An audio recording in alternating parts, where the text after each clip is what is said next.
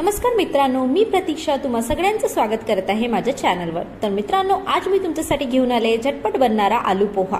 तर सकाळच्या घाईघाईमध्ये सकाळी जो आपण नाश्ता करतो त्यामध्ये सगळ्यात सोपी पद्धतीने मी घेऊन आले आलू पोहा रेसिपी।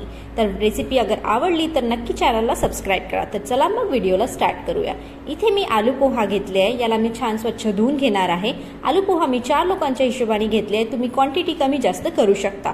थोडेसे शेंगदाणे घेतले आहे मुठभर, 6 ते 7 हिरवी मिरची घेतली आहे, अर्धा निंबू घेतला आहे, 1 कांदा आणि थोडीशी कोथिंबीर। सगळ्यात आधी मी आलू पोहाला स्वच्छ पाण्याने धुवून घेणार आहे। पाण्याने धुतल्याने काय होतं, जो पण आपलं स्टार्च असते पोह्यामध्ये जे थोडं डस्ट वगैरे असते ते निघून जाते। नंतर मी काय करणार, थोडीशी मिरचीला कटिंग करून घेणार, कांदा कापून घेणार आणि कोथिंबीरला पण चिरून घेणार। तर इथे मी 6 ते 7 मिरच्या घेणार आहे, मी कट करत आहे। तुम्ही तुमच्या हिशोबाने क्वांटिटी कमी जास्त करू शकता।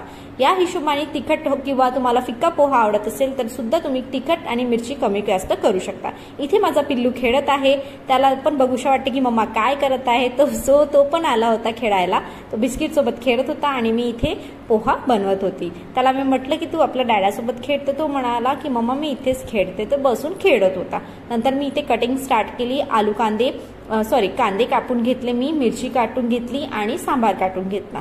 याच्यात मी बटाटा नाही टाकला कारण की बटाटा मी नाही खात, तर तुम्ही आपल्या क्वांटिटीनुसार बटाटा टाकू शकता, हे ऑप्शनल आहे। पण आलू बटाटा पोहामध्ये बटाटा असेलच, तर मी नाही टाकलं, तुम्ही टाकू शकता। नंतर मी एक गॅस ऑन केला, कढईमध्ये थोडंसं तेल टाकलं, तेलला छान गरम होऊ दिलं। त्यानंतर मी याच्यात टाकणार आहे शेंगदाणे। शेंगदाणे टाकताना सगळ्यात आधी मी शेंगदाण्याची गॅसची फ्लेम फुल करणार आहे आणि तेलाला छान तापू देणार आहे। तापल्याने काय होते, शेंगदाणे कुरकुरीत होतात आणि जळत पण नाही। इथे मी मुठभर शेंगदाणे जे घेतले होते मी ते यांना छान फ्राय करून घेणार। फ्राय केल्यानंतर मी यांना छान परतवून घेणार आणि अशा बघा सुनेरी रंग येतपर्यंत मी छान परतून घेणार। तुम्ही पण असंच करा, शेंगदाणे सगळ्यात आधी टाका, नंतर नको टाका, नाही तर शेंगदाण्याची जो टेस्ट असते तो येणार नाही। शेंगदाणे छान परतून झाले की तुम्ही थोडंसं झाकण ठेवून द्या त्यावर।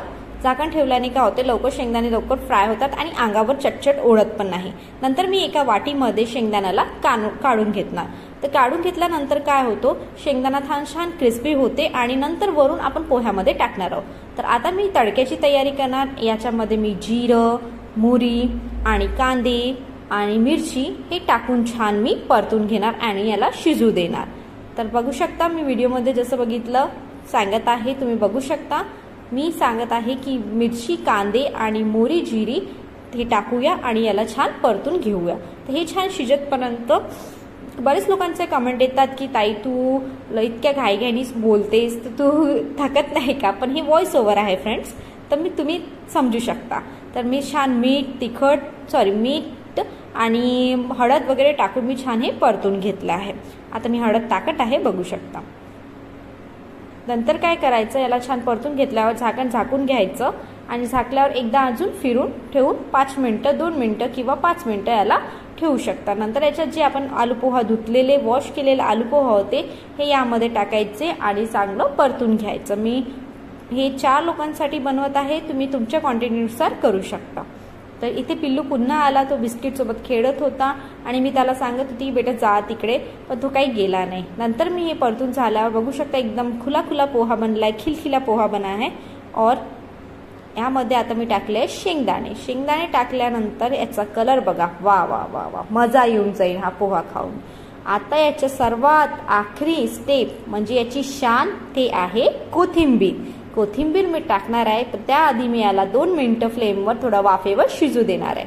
आता कोथिंबीर टाकल्यावर याचं लुक बघा फ्रेंड, याचं जे खायचे टेस्ट असते ना फ्रेंड, खूप अप्रतिम असते। मी थोडंसं अर्ध निंबू पिळून टाकणार आहे आणि मी प्लेटमध्ये सर्व केलं।